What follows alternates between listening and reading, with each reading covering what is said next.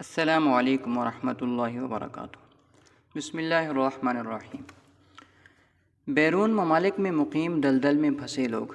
ہمارے معاشرے میں رواج ہے کہ جو لڑکے باہر کے ممالک میں رہائش پذیر ہیں، پاکستان میں شادی کر کے بیوی کو یہیں چھوڑ جاتے ہیں، 3 یا 6 ماہ کی چھٹی گزار کر واپس چلے جاتے ہیں۔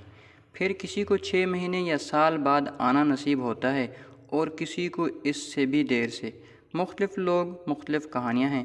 کہیں بیویوں کی چاہت کے مال ملے، شریکوں میں سب سے اچھا میرا مقام ہو اس لیے خاوند باہر ہیں، اور کہیں مرد 100 مجبوریوں کا قلادہ پہنے ہیں، قرض اتارنا، گھر بنانا، چھوٹے بہن بھائیوں کی تعلیم اور شادیاں وغیرہ وغیرہ۔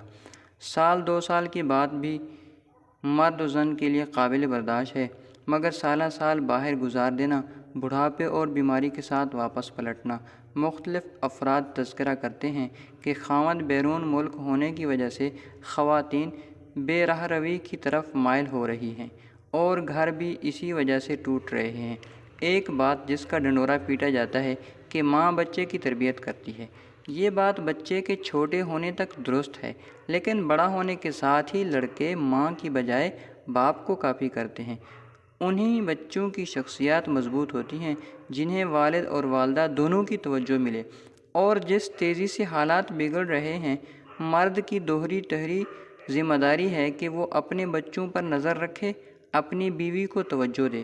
کیا فائدہ اس مال و دولت کا جو گھرانے کی تباہی کو ساتھ کھینچ لائے؟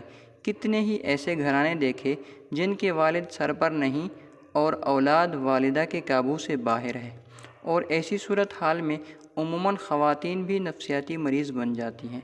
بے وجہ بچوں کی مار پیٹ، سسرال والوں سے جھگڑا، چڑچڑا پن ان کے اندر پیدا ہو جاتا ہے، اور گھر والے سناتے ہیں اچھا کھانا پہننے کو مل رہا ہے پھر بھی جھگڑے ختم نہیں ہوتے۔ یہ بھول جاتے ہیں کہ مقصد نکاح کیا ہے۔ لڑکیوں کے والدین بھی باہر سیٹل دیکھ کر جی اچھا رشتہ ہے لڑکی دے دیتے ہیں۔ در حقیقت ایسے لوگ معذرت کے ساتھ لڑکے کے ساتھ نکاح نہیں کرتے بلکہ اس کے مال کے ساتھ نکاح کرتے ہیں۔ آج کل جو ٹرینڈ چل رہا، خاوند باہر ہے اور بیوی اپنے ملک میں نوکری کر رہی ہے، ساتھ میں خواہ کی بدمزگی، چڑچڑاپن الگ، جیسے دیکھنے والے نخرے کا نام دیتے ہیں۔ یہ نہیں سوچتے کہ جو فطرت رب تعالیٰ نے رکھ دی اس سے فرار کیسے ممکن ہو۔ قسمت سے فون کالز پیار محبت کے ساتھ بند ہوتی ہے، عام طور پر اختتام تلخی کے ساتھ ہوتا ہے۔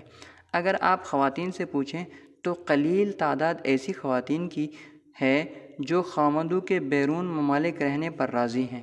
اکثریت باتیں سننے کے خوف سے چپ رہتی ہیں۔ خاوند سے ڈھکے چھپے الفاظ میں تذکرہ کر دیں تو سننے کو ملتا ہے میں تو جیسے بہت خوش ہوں نا، یہاں میرے سے پوچھو کیسے تم سب سے دور تنہائی کاٹ رہا ہوں، اور تم سب کے لیے تو محنت کر رہا ہوں، اور مرد خود کون سا باہر خوش رہتے ہیں، لیکن بس گھر والوں کی خوشی خاطر کولہوں کے بیل بنے ہوئے اپنا اور اپنے بیوی بچوں کا مستقبل تباہ کیے جا رہے ہیں۔ معاشرہ جس تیزی سے تباہی کی طرف جا رہا ہے، شاید ایسے افراد اندازہ ہی کرنا نہیں چاہتے۔ ایک خاتون نے بتایا کہ جس علاقے میں میری شادی ہوئی ہے اس پٹی کے کم ہی مرد گھر ہیں، تقریباً سب ہی دوسرے ممالک میں، اور جن کے آدمی گھر ہیں اسے غریب گھرانہ سمجھا جاتا ہے۔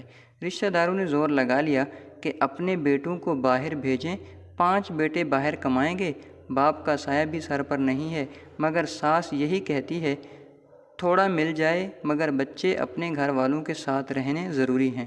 یہاں کی خواتین زیورات سے لدی پھدی، خود اور بچوں کے ہاتھ میں بیش قیمت موبائل، ایک سے ایک عمدہ گھر، اور اسی حساب سے بے حیائی ڈیرے ڈالے ہوئے ہیں۔ نوجوان لڑکیوں سے زیادہ عورتیں بدنام ہیں۔ یہ آج سے تقریباً 11 سال پہلے کی بات، اور اب کا کیا حال ہوگا اندازہ ہو سکتا ہے۔ ایسے گھرانے بے شمار ہیں جن کے مرد بیرون ملک یا بیرون شہر مقیم ہیں اور عرصے بعد آنا ہوتا ہے۔ ان کی کہانیاں سننے لگیں تو علم ہوگا بظاہر خوش باش نظر آنے والے کس کرب سے گزر رہے ہیں۔ ایک خاتون بتا رہی تھی کہ میرا خاوند واپس آنا چاہتا ہے، مگر میں کہتی ہوں جہاں اتنا عرصہ رہ لیا اب کچھ دیر مزید رہ لو، کم از کم گھر تو ہمارا اپنا بن جائے۔ بندہ پوچھے الگ الگ ہی رہنا تھا تو شادی کیوں کی؟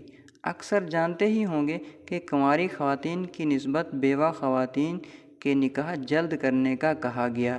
وجہ بھی حدیث میں درج ہے۔ تو مرد و زن دونوں ہی سوچیں کہ نکاح کے بعد الگ الگ رہنے سے مسائل کا پیدا ہونا غیر فطری ہے۔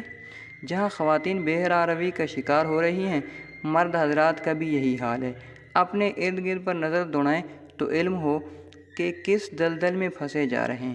اگر آپ کی بیوی اور والدین آپ کے باہر رہنے پر اصرار کرتے ہیں تو انہیں صاف صاف بتا دیں کہ میرا باہر رہنا درست نہیں ہے۔ جس عورت کو بیاہ کر لایا ہوں اس کے حقوق ہیں، اولاد بڑی ہو چکی ہے، ان کی دیکھ بھال میرے ذمہ ہے۔ آخر میں بہنوں سے گزارش ہے کہ قناعت کو اپنائیں، اپنا رہن سہن سادہ رکھیں تاکہ مرد چاہے وہ آپ کے بیٹے کی شکل میں ہو یا خامند کی شکل میں، وہ مجبور ہو کر فالتو اخراجات پورے کرنے کے لیے بہتر سے بہترین مال کی تلاش میں دربدر نہ ہو۔ پہننا، اوڑھنا، کھانا پینا درمیانہ کر لیں، لیکن پیسے کے پیچھے اپنا گھر اور سکون تباہ نہ کریں۔ خامند کو احساس دلاتی رہیں کہ مجھے اور بچوں کو آپ کی ضرورت ہے۔ اگر آپ والدہ ہیں تو بیٹے پر زور دیں کہ وہ اپنے بیوی بچوں کے پاس پلٹ آئے۔ اور بھائی لوگوں، اگر آپ اپنا گھر بسانا چاہتے ہیں، اولاد کو نیک دیکھنا چاہتے ہیں تو اہل خانہ کے ساتھ اس طریقے سے رہے کہ ان کی ہر بات پر اہل خانہ کی غلط باتوں پر رکوع سجود میں نہ پڑے رہیں، بلکہ اپنی مردانگی اور حاکمیت یہاں دکھائیں۔ اپنی فیملی کی اصلاح کریں، ان کی طبیعت قناعت پسند بنائیں، تبھی آپ کو نیک صلہ ملے گا، ورنہ تباہ حال گھرانے ہماری نگاہوں سے اوجھل نہیں ہیں۔